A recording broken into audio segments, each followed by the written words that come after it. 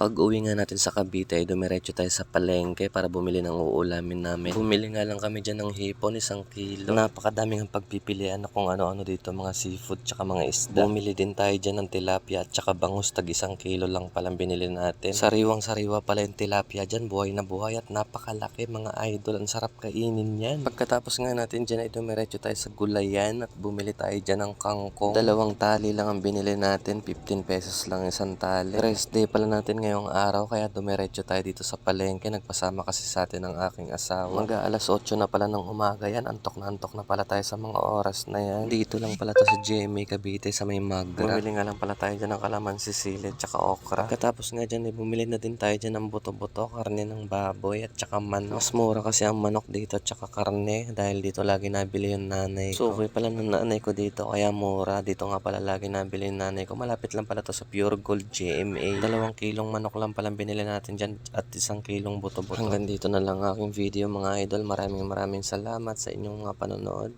Bye bye!